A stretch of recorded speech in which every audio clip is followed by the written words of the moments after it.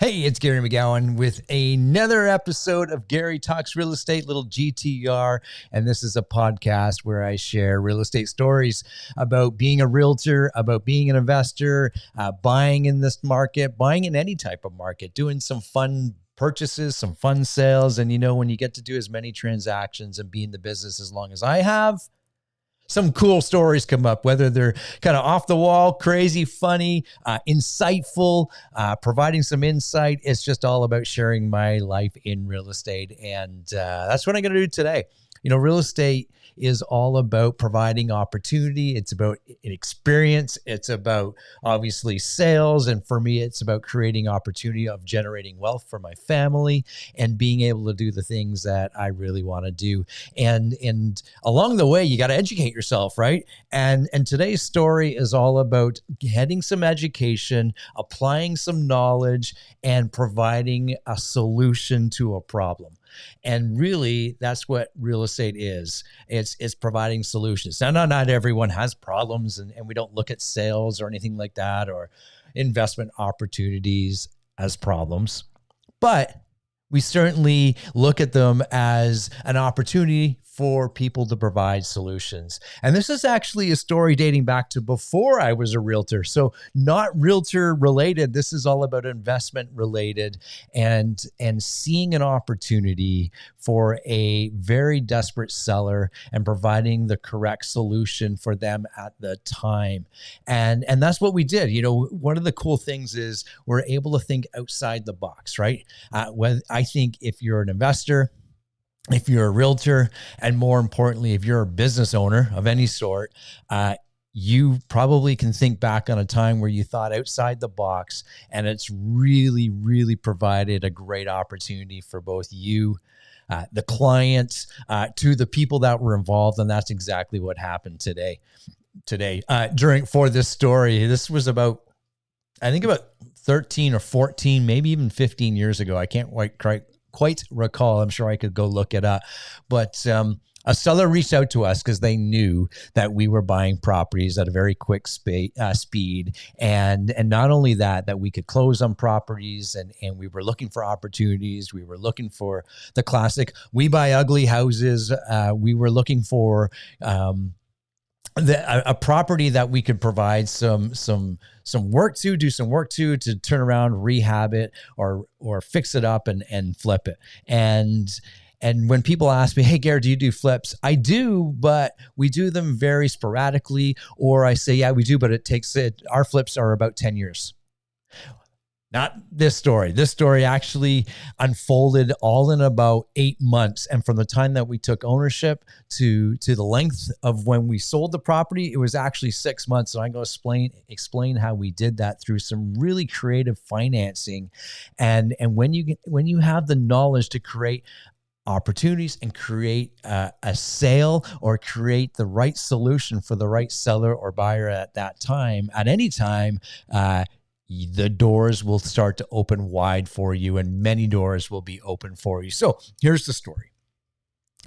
A seller reached out to us, and they had a home that had been neglected in the fashion that they didn't have the finances or the means to keep up with owning a house. As you know, when you own a house, it's great, but the day that you own it, things start to deteriorate. And this was a century home, and it had deteriorated quite substantially, everything from the foundation to the roof and everything in between, right?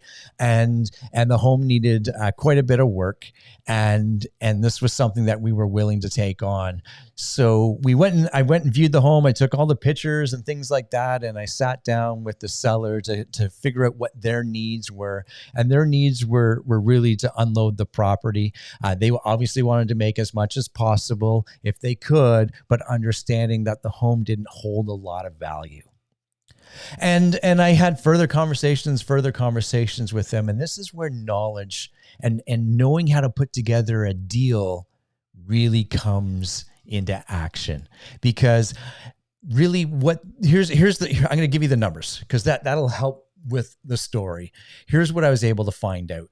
And the home the home was on, it was on a good sized lot, and it had a detached garage. It was a 3-bedroom home, only 1 bath, unfinished basement. And in fact, we just cleaned the basement up. We didn't even finish it, but we did have to repair a huge foundation wall. We had to pour a new foundation for that side of the wall and so forth, and everything else. But here's what the numbers looked like. I was able to talk with the seller. I learned that they owed $150,000 on the mortgage, and really the home wasn't valued much more than that, really, because this is about 13 years ago now, in a little town just north of Toronto, northeast of Toronto.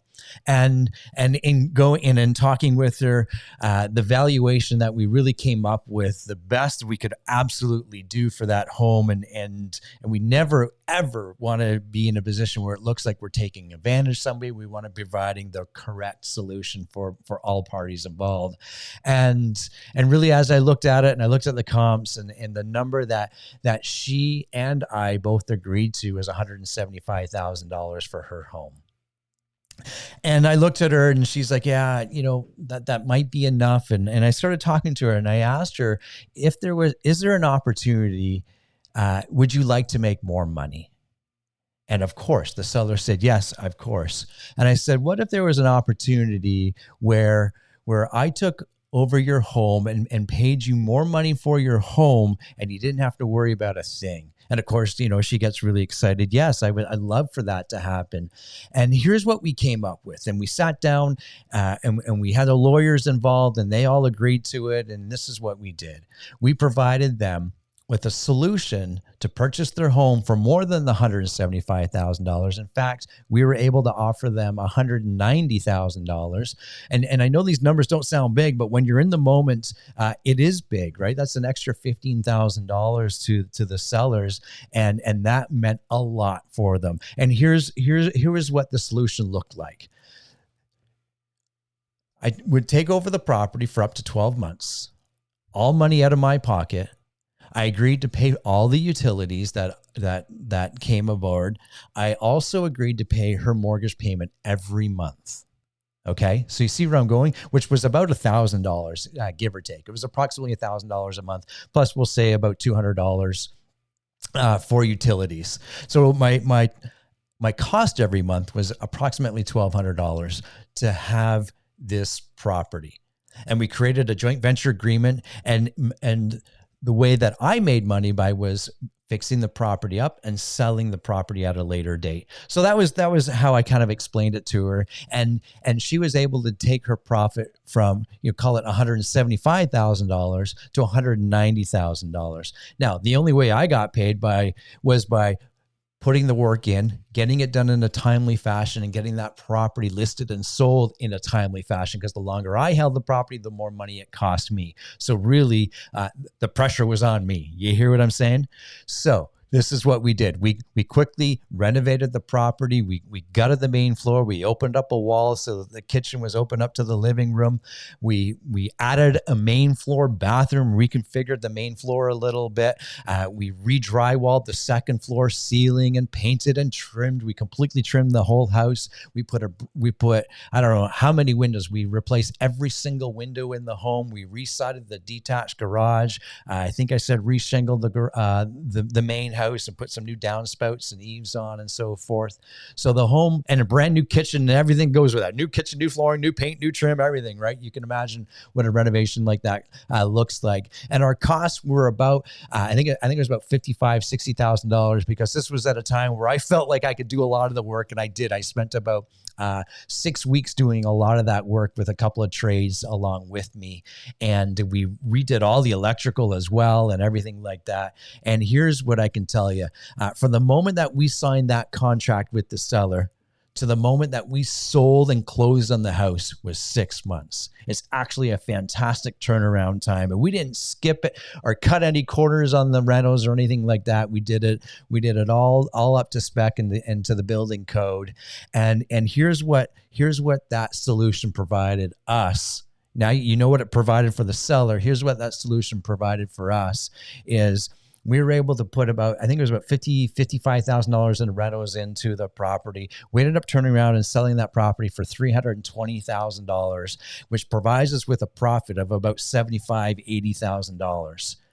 You see, I tell you this story and we share this story because not everything has to be, oh, we got to close on this property with cash, or we got to do this and we got to do that. But if you can look and see an opportunity and provide the solution, those doors, those opportunities are going to come at you. They're going to be provided to you.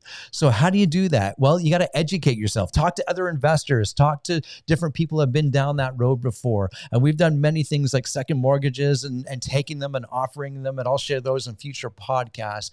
But being knowledgeable on what seller financing, the correct term for this is actually seller financing, understanding what seller financing can do for somebody, understanding how it can benefit you as a seller and you as a buyer. These are important things, especially as we get into a cycle in our market where perhaps it's going to be harder to sell, and being able to provide creative solutions like that. So that's my story for today. Just sharing, some of my real estate history, my real estate experience from the past and so forth. Some will be a lot of fun, some will be serious, and some might be, some of this will be, hey, I think I could do that on this property around the corner, or that solution might work here. And that's what this podcast, podcast is all about. So be sure to reach out to me if you got questions or anything like that. This is a video podcast as well as an audio podcast. If you're listening on the audio, just Google my name or throw the search into YouTube. It'll come up and you'll see the GTR, Gary Talks Real Estate podcast right there under my YouTube channel.